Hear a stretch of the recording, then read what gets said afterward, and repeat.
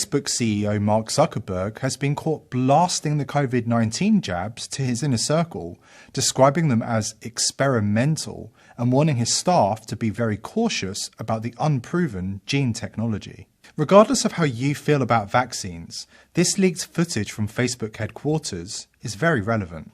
Anybody saying on Facebook what Zuckerberg says in this video would be immediately censored, cancelled and deplatformed. Watch this. But I do just want to make sure that I share some caution on this because we just don't know the long-term side effects of basically modifying people's DNA and RNA to directly encode in a person's DNA and RNA, basically the ability to produce those antibodies, and whether that causes other mutations or other risks downstream. It's yet another case of one rule for thee and another for me that the elite use to control the masses.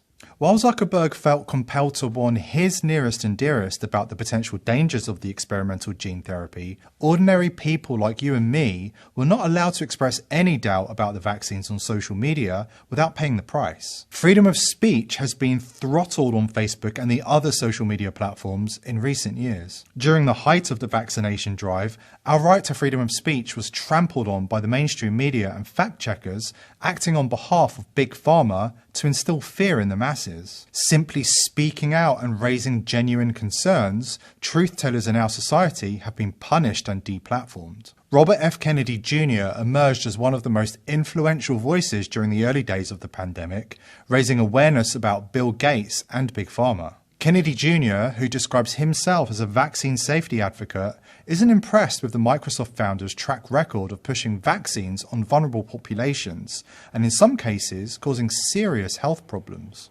But exposing Gates on social media was too much for Zuckerberg and the free speech gatekeepers. They censored Kennedy Jr. and finally banned him from Instagram for speaking out about vaccine safety, much to the delight of the mainstream media.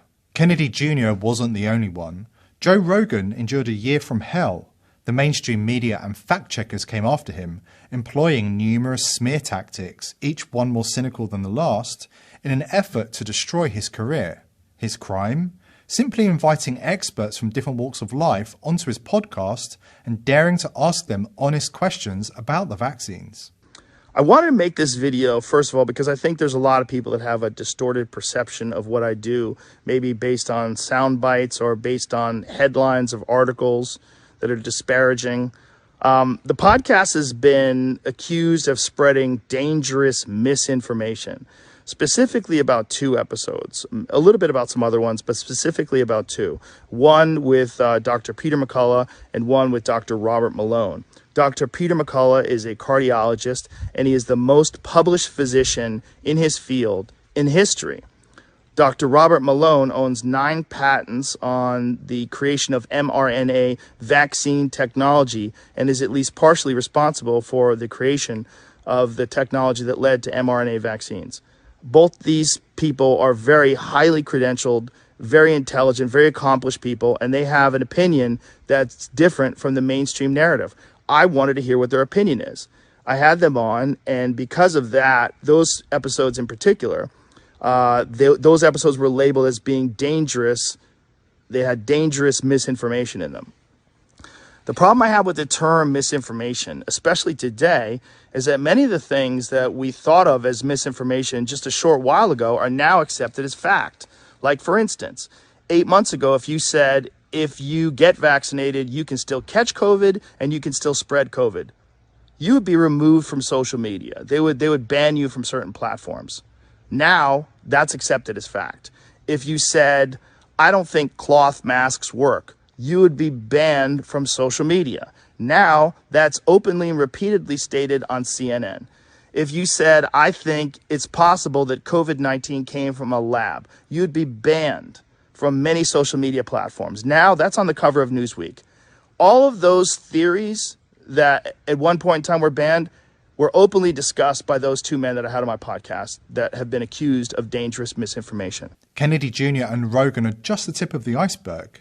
Millions upon millions of ordinary people have had their voices taken away from them by the unholy trinity of big tech, big pharma, and the mainstream media. You may know one of these people.